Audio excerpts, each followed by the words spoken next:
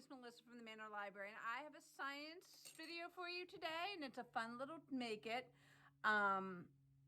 This is for grades K through 6, and everything, all your supplies are in the take-home bag for March.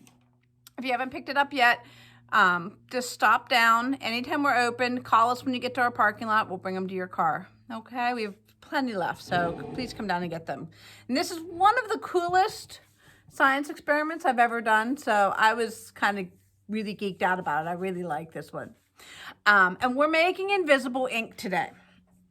And then we're going to make a reagent so that you can read your secret message. So invisible inks have been around for a very, very long time. And they're less used today with the technology we have, but they really, invisible inks were used in spycraft for a long, long time. The ancient Romans and Greeks used them 2,000 years ago. There's a story about Giovanni Battista della Porta, who was an Italian in the Renaissance. And he developed a formula of an ounce of alum with a pint of vinegar. And he painted this onto the outside of the shell of a hard-boiled egg. And you can see, well, you would draw your message. You couldn't see it on the egg, but when you peeled the egg, the message would appear on the egg white. I think that is super, super, super cool. The other very cool story I like about invisible inks and spies is from the Revolutionary War. And invisible inks were used by both the British and the Americans. And this book, George Washington's Secret 6, is about the Culpeper spy ring, and it's really, really a good book. It talks about the invisible inks that they used and how they waited for this invisible ink, this special formula that couldn't be cracked because it was the type of ink that we're going to use, and nobody had the formula. So it's really cool. If you are not out of a reading level to do this as an adult version, this book is available in a young reader's edition. It's really worth a read. It's a great nonfiction book. It reads like a novel. Highly recommend it. I don't have the young readers at Manor, but we have it within the system, and I can request it for you. So if you want to read this, let me know. It's really good. But I have some other books on spycraft, and this one actually mentions that same spy ring, and the sympathetic stain that they're calling this invisible ink. So they'd write the message in an invisible ink, and then they'd have some sort of reagent that would activate. And as of this publication, which I think was 2006, so it's old, but they never did find the formula for it. It's kind of a cool story. I have this book at the library, along with another book of spycraft, and it talks about a more kind of widely known invisible ink that uses just lemon juice and a hairdryer. So you would write your message in lemon juice and let it dry, and then the heat from the hairdryer will activate the ink so you can see it. So that's another cool book with all kinds of spy stuff. Not a spy book, but we've got a Revolutionary War magic treehouse if you're in that age range, reading range. The experiment we're going to do today, though, really has to do with pH. And if you've been around for a few years, I had a Harry Potter party a few years ago, and we used red cabbage juice as an indicator. This is the same type of thing, okay? And the red cabbage experiment is actually in this book from National Geographic Kids. Try this. I have this at my library too. So if you want any of these, please just call us. Call us, we'll set them aside for you. So in your take-home bag, you've got something that looks like this.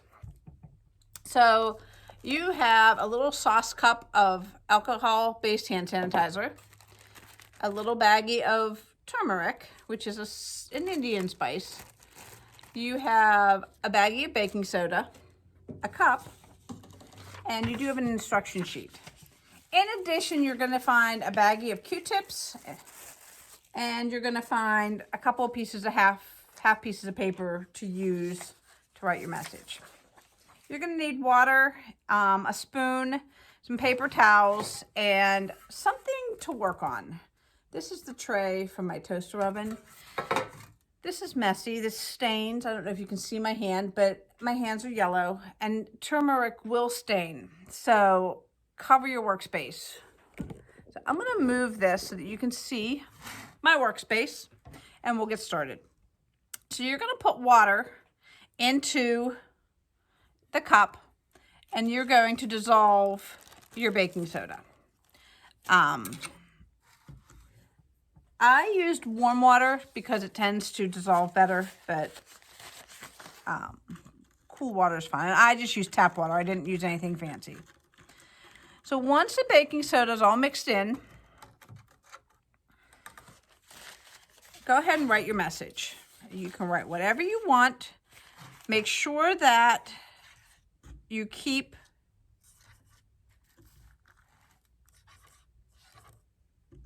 your Q-tip wet. And I took one of the Q-tips out of the baggie, and I actually pulled the cotton off the end. So here's the other side. So just pull, if you just pull the cotton off the end, it gives you a little bit of a smaller surface to write with.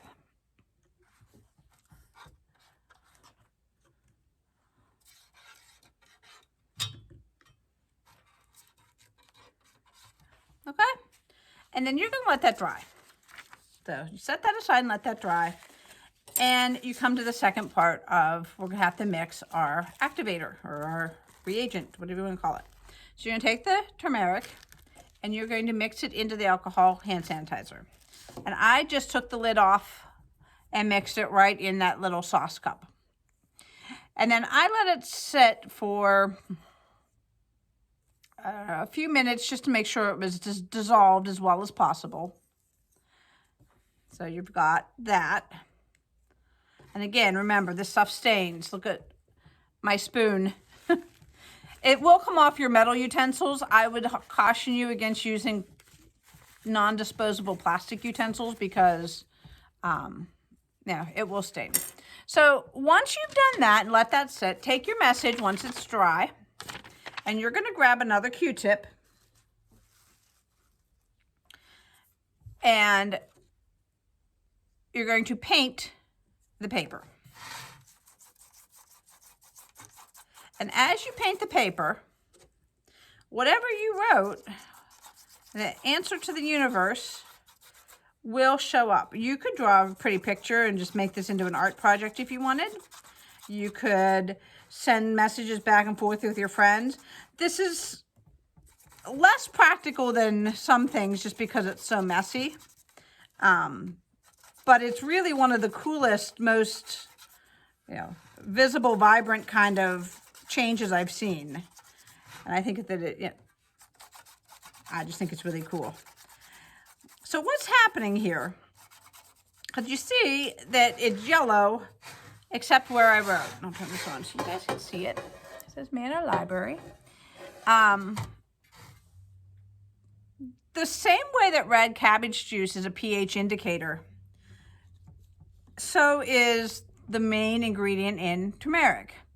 And the base color of the stuff is yellow, but when it hits a basic solution, something that is less than pH 7, it turns this reddish brown.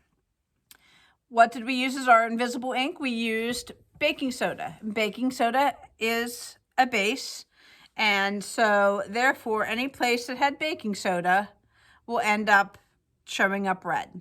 So just a very cool little experiment. Lots of books to go with it. Hope you have fun with it. Be careful, don't get it all over your house. But kind of a fun little experiment to work on. So hope you had fun, and we will see you next week. We're going to be making little eggs in a nest, a little chick in a nest. So that'll be our Easter project. So stay tuned, pick up your bags. We'll see you soon. Bye.